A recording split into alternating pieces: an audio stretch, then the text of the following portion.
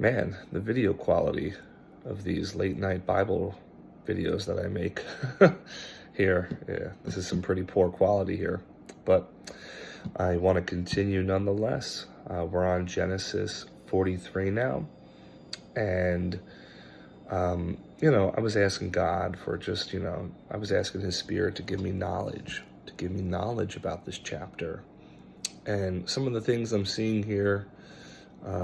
Really, what's happening with Joseph's brothers returning to Egypt to buy food. We see what happened with Jacob, their father. He was so reluctant. He was so reluctant to send Benjamin. He loved Benjamin. And I think we mentioned this before, that it was, Benjamin was one of the sons he had with Rachel, besides Joseph, of course. And of course, that's why Joseph is desiring to see his younger brother. His soul longs to see his younger brother, and that's why he is requesting him. And a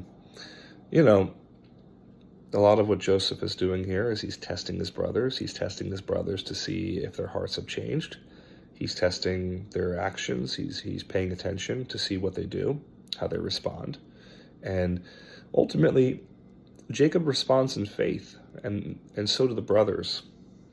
They respond in faith, and they do what's necessary, even though it's difficult. They warn their father, we're not going to go back there without Benjamin, because if we do, we're not going to be successful. The man told us, the man is Joseph, he told us that we needed to return with our younger brother, and of course Jacob is pleading. He's like, come on, no, why'd you tell him about your younger brother? No. But nonetheless, Judah steps up and says, I'll take responsibility for him. It's just curious to point out that Judah is one of the direct ancestors of Jesus's earthly father, which was Joseph, the one who raised him as his father on earth. But I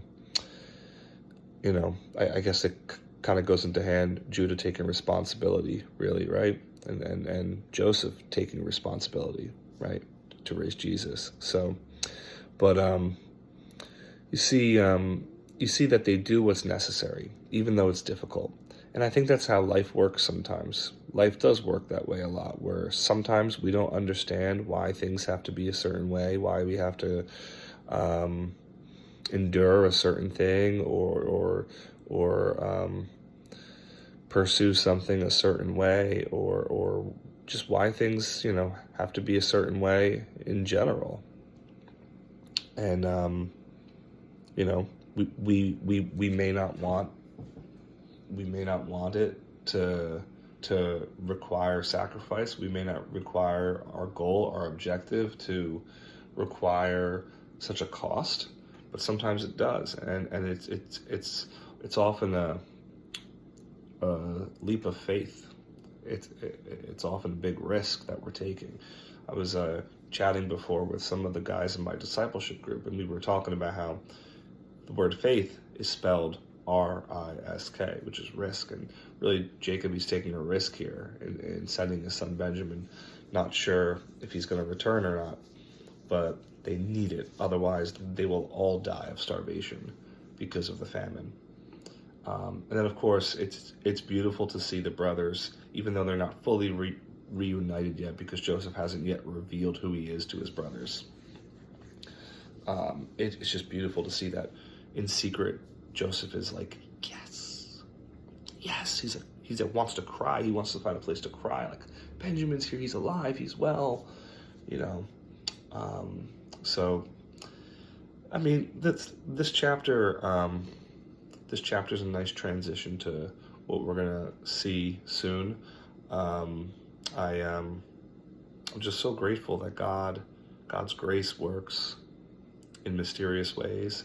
That God can reunite people in mysterious ways that we don't expect, and how you just look at the brothers too as well, how they were kind of disputing amongst themselves. Well, what's going to happen to us? Surely they're going to kill us, and they're going to lock us up because of the silver or because of the gold that they found in our bags, all the money that we have.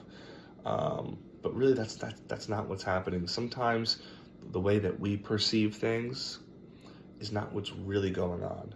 The way we see something is not what God is actually doing. God's doing something different behind the scenes that we don't see yet.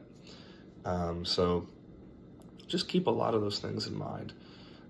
That's just some of the stuff I'm drawing away from Genesis 43 here. So with that, you guys have a wonderful, blessed evening.